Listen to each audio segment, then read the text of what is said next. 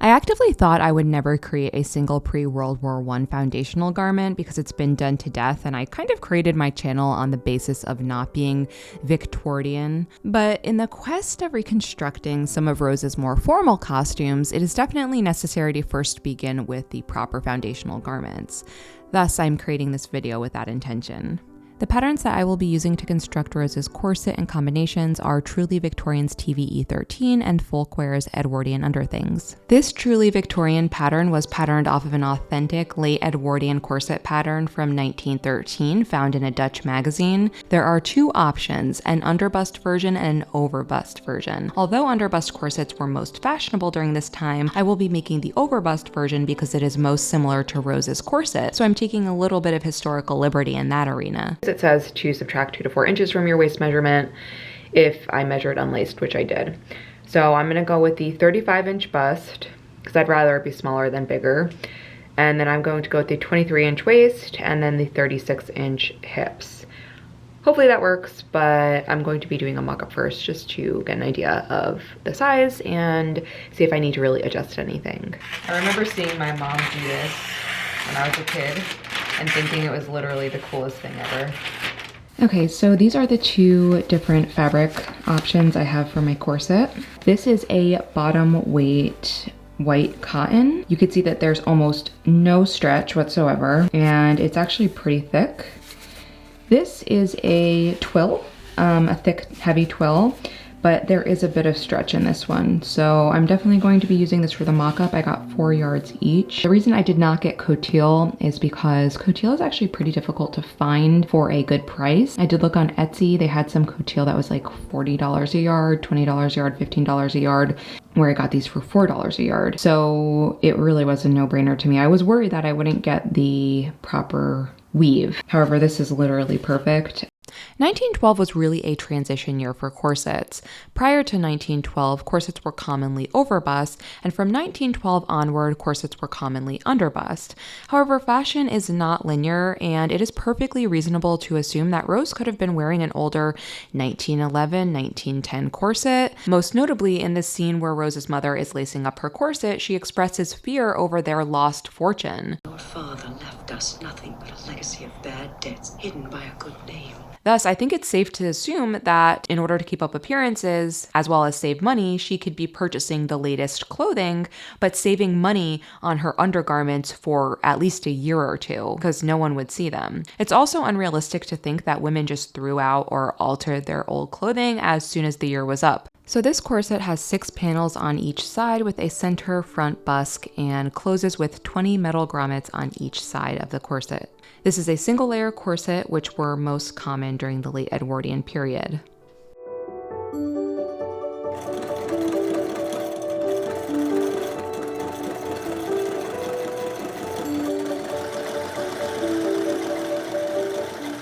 Please excuse my dusty mirror. So this is the mock-up. It is fully boned and sporadically grommeted because I didn't want to waste my grommets on the mock-up since I can't really reuse them. So looking from the front, I feel like it fits perfectly well. My bust is perfectly encased. There is no gaping or spillage. I also thought that this was going to be too long since I have a rather short torso.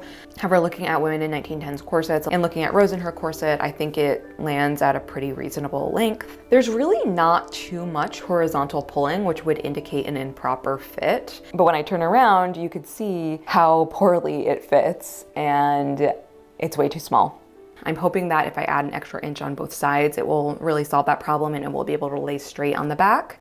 So now I am on to constructing the final corset. The 1910s were probably one of the most prolific times for fashion. This decade can be divided into 3 identifiable periods of fashion. Pre-war, which was 1910 to 1913, during the war, 1914 to 1918, and then after the war, 1918 to 1920. This transfer of style was much more sudden than in previous decades. Honestly, wars kind of have a tendency of doing that and having a major impact on fashion. As I stated stated in my previous Titanic reconstruction, World War I really contributed to women's liberation. This shaking of the status quo led women to question their stations in life. Beginning in the 1910s, a shape emphasizing the natural lines of the body became fashionable. Corsets aimed to straighten the torso, bum, and hips. They were cut so long that they reached well over the thighs. Unlike the previous decade that emphasized a full chest and bum, known as the S-bend or S-curve, this updated silhouette modeled Greek statues. And if you actually look closely in the film, you could see that a lot of the hairstyles kind of resemble the hairstyles that are found on Greek statues. Natural lines and proportions persisted into the 1920s. Styles of the 1920s really evolved from 1910 styles, but were simplified. For the first time in a century, fashions began to favor the empire waistline again, which was previously seen in the 1810s during the Regency era. It also would not be a late Edwardian dress history video without mentioning the legend himself, Paul Poiret. Poiret rejected the artificially exaggerated Edwardian curves and promoted instead a slimmer, less restricted silhouette. Poiret is also credited with inventing the hobble skirt, which really exemplified the beginnings of nonsensical 20th century fashion. The hobble skirt can be credited with many untimely deaths. One woman was killed by a runaway horse, and another fell into the Erie Canal and drowned because she couldn't use her full range of motion. That's honestly terrifying. A famous quote you may know from Poiret is that he quote-unquote freed the bust but shackled the legs. I see a lot of sites and blogs using this quote to determine that corsets fell out of fashion at this time.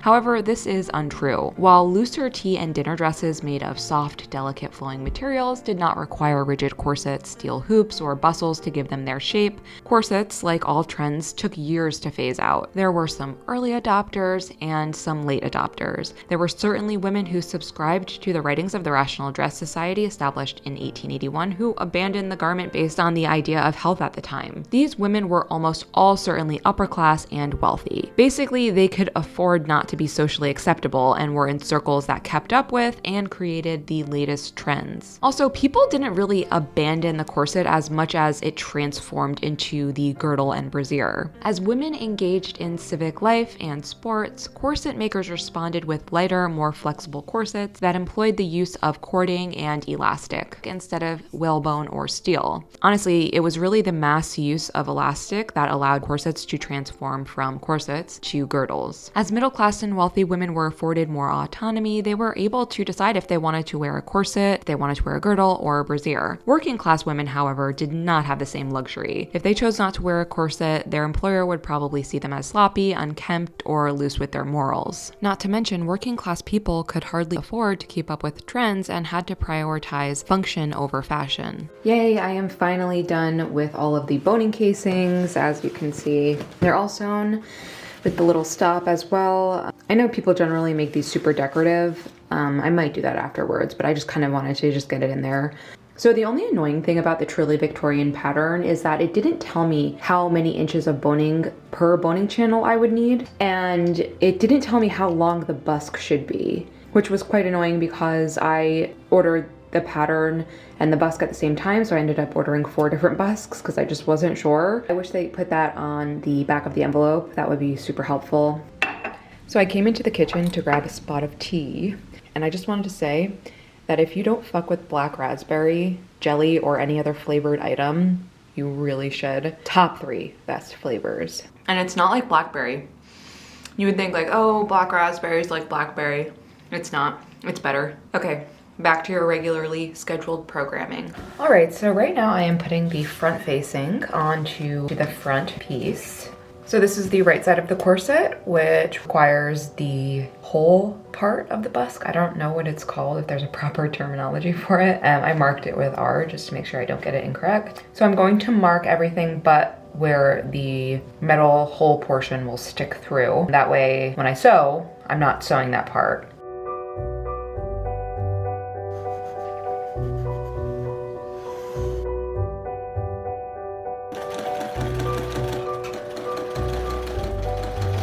So with the front facing piece, you'll want to press it open and leave the seam allowance uncut. And the front facing should be also cut on the selvage. And then you'll fold it over and iron it down. This little process assures that there's no extra fabric kind of caught up when folding the pieces together.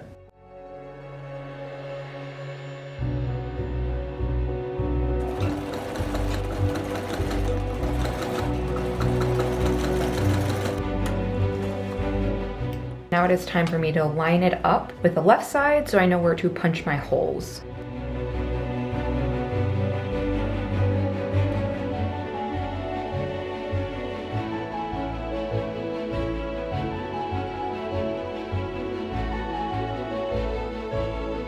So now I will be moving on to attaching the back facing to the back panel of the corset.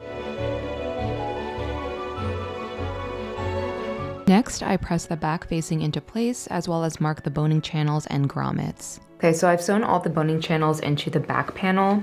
So when you make a corset, the back panel has grommets going down and then 2 boning channels on each side to kind of like encase them. Right now I am inserting the boning into the corset I harvested from the mock-up. It is really important to file down the boning before inserting it into the corset so it doesn't rip through the stitches or the fabric.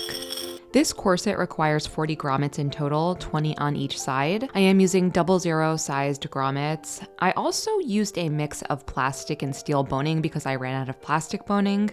I put the steel boning in the back in order to reinforce the back panel since it will take the most strain. There is one little stray grommet, which is not in line with all the others. As soon as I punched the hole, I realized it was a little too far to the left, and I was like, damn it. But hey, it gives it that rustic look. Yeah, that's what I'm telling myself. Now that I've gotten the base of the corset done and constructed, it is time for the finishing touches. So the bias tape I'm using is from the website that I usually get my boning from. I actually thought I was ordering white cotton bias tape, but when I got it, I noticed it was definitely polyester, and not only polyester, but polyester with a satin sheen, which is particularly offensive. Needless to say, I was less than thrilled. But now that it's on the corset, I actually really like it. I think the satin weave adds a certain depth when contrasting with the flat white cotton of the corset.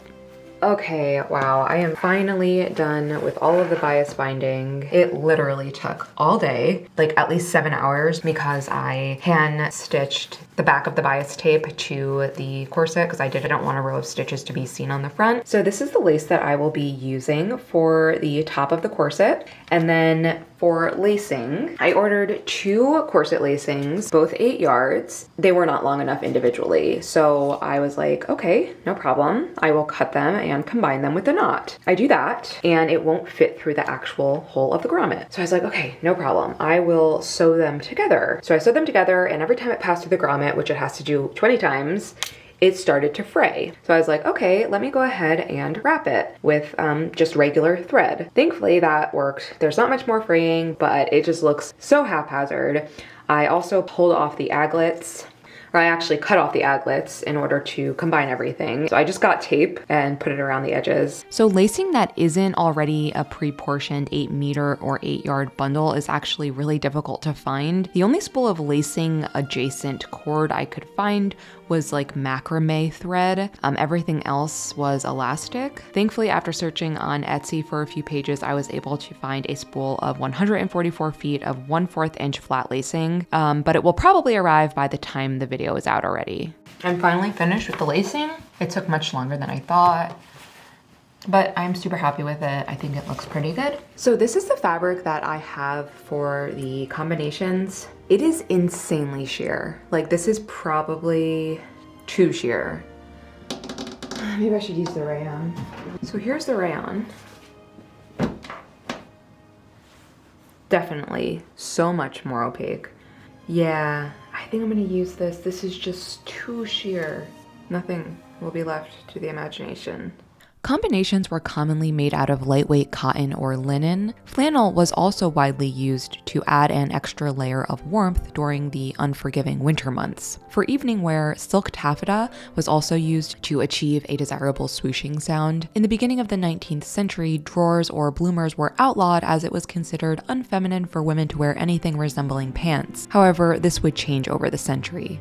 In the Victorian period, bloomers were worn as outerwear. It wasn't until the 20th century where the word bloomer was adopted to signify undergarments. By the late 1890s, drawers were fully adopted in both an open crotch or split leg and closed crotch version. Many doctors advised against the wearing of closed drawers, believing that women needed constant fresh air to prevent dampness and hysteria. Another influence of the era was the women's emancipation movement. which influenced the adoption of bloomers starting in the 1850s, which were popularized by Amelia Bloomer of New York. This style of dress was known as American dress or reform costume. These women were attempting to have more practical attire be socially acceptable. During the first decade of the 20th century, immigrant Jewish tailors fleeing from the persecution of Eastern Europe poured into New York and contributed their skills to the establishment of the American garment industry. Combinations could be incredibly elaborate or without any decoration at all. I will be making Rose's combinations modestly. So these are actually starting to look like bloomers. Right now I am pinning the crotch of the drawers together. There is an option to make the drawers split drawers. However, just for comfort, I chose to make them closed drawers. Next, I fold and prepare the front and back waistbands to be attached. I gather the front and back of the drawers and then attach the waistband.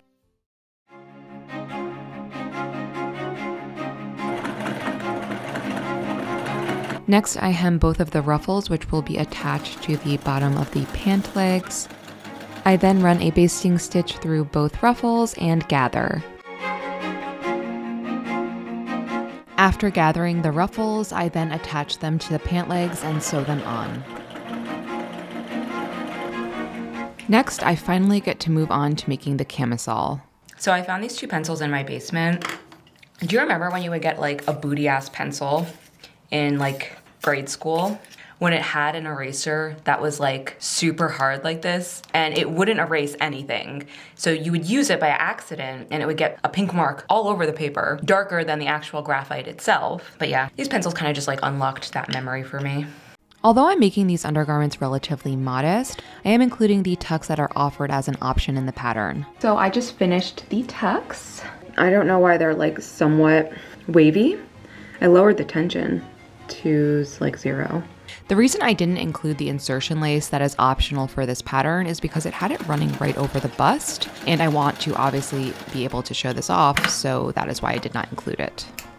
I got one armhole binded.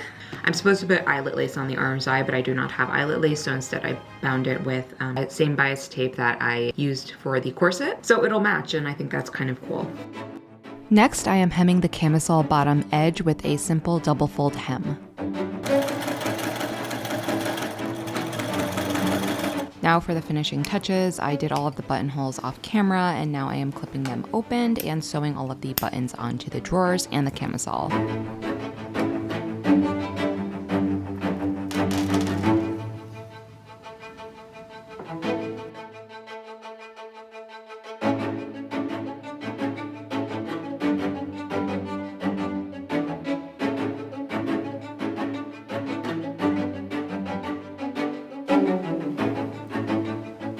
Now for the last step of this project before the reveal, I am pinning and sewing in the drawstring, which is actually some historical ribbon that my grandmother passed on to me. So I think that's kind of special.